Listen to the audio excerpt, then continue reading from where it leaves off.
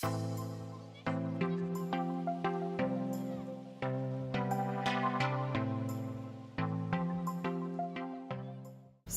today I am slow cooking some lamb. It's took me a while to get to doing the lamb.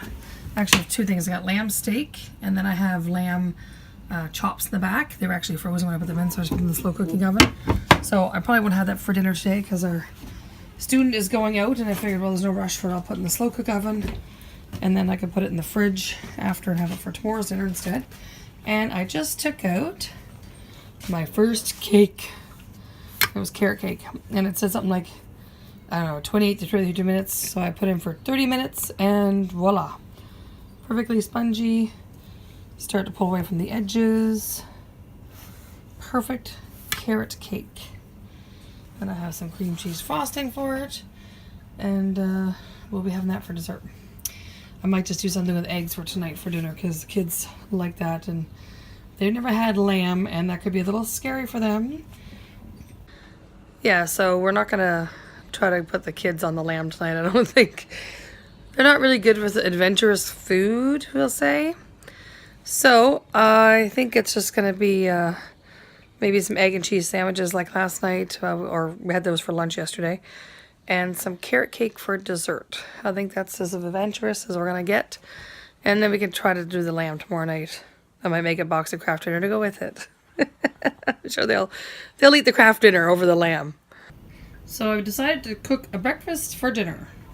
So I started out by taking some potatoes, cutting them to very small pieces, putting them on the boiling plate to boil. As soon as they came to a boil, I popped them on a cookie sheet with some olive oil and some seasoning and shut them up close top to roast. I have some back bacon down there in my pot cooking on the bottom of the roasting oven. Now, I have a person who does not eat pork in the house. I have pork sausages there, but I threw in some chicken nuggets because he doesn't eat pork. Now, I had some frozen gluten-free rolls. I just took them out of the freezer, put them on this paper plate, threw them in the warming oven. If they don't get defrosted quick enough, I'll throw them in the simmering oven. Now, my husband had some leftover pancake, well, it's not really pancake batter. It's batter we use to deep fry apples from New Year's Eve. And we have quite a bit left. And we have this poffertje pan. And now it's meant for a batter that will puff up and make a nice domed little pastry in here. But I thought we would use this to make pancakes, and I thought, oh, this could be kind of fun. We'll see if they are completely flat or if they do anything fun in this pan. But I'm going to put this on my simmering plate and drop some batter in and see what happens. So I just filled that up. Now my batter was cold because it came out of the fridge. I'd had this, actually I rinsed this off because it was in the cupboard and dusty, and I put it on the boiling plate to dry, and I just left it on the warming plate just to stay warm, so it wasn't really piping hot when I put it on the simmering plate.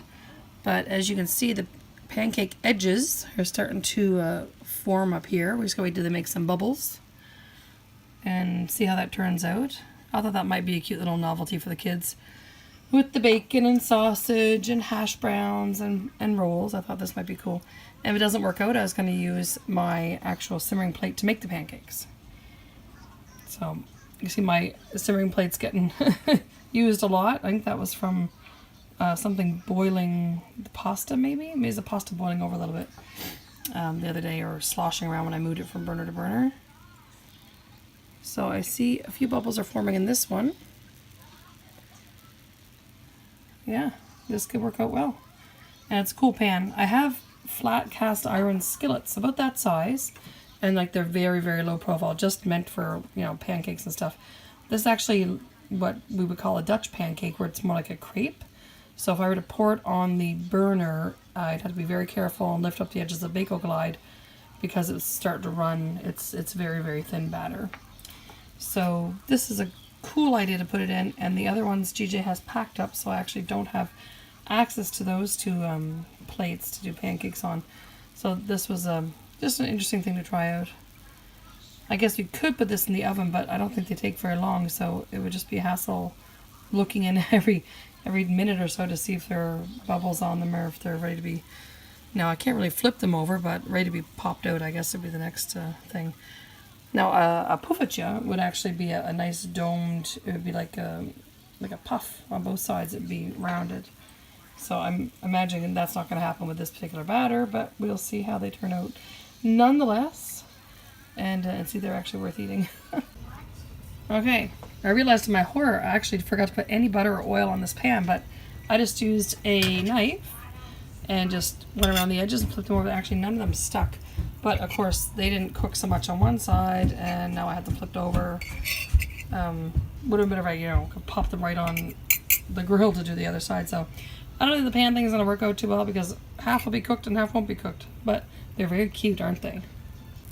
Okay, so I just popped them out on the Bake Glide and then just, use my hands to kind of put them in here. So they're starting to cook the other side now. They were really good looking on the iron side. So I'd say these ones are pretty much done. I won't use that again. I'm going to try putting it right on the Bake Glide. If it's too thin, I guess I could add more flour, but we'll see how it turns out. So this one I scooped on, and I used the back of my spoon to kind of spread it a bit. And hasn't really formed bubbles yet, but looks like it's already well cooked. And now it's hard to get off my Bake Glide because my Bake Glide is moving, and I have only one hand here. This is gonna be tricky to flip over. See what I can do. Oh, I got it, sort of, maybe, almost. There we go. Boop. There. Now, one thing about Bake Glide, which is great, is that it itself doesn't really retain heat. Except for the spot that's exactly over the burner when you went to pull it away. That spot's hot, but this spot I could touch. No problem at all. So, yeah, definitely goes quick on this. And I didn't put any oil. Again, I just threw it down.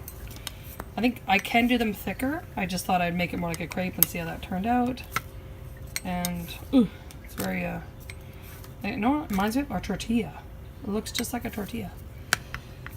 But it smells like apple, well, it smells like cinnamon when we use it for apples, so, yeah. Anyway, I'm going to do a few more like this and see what happens.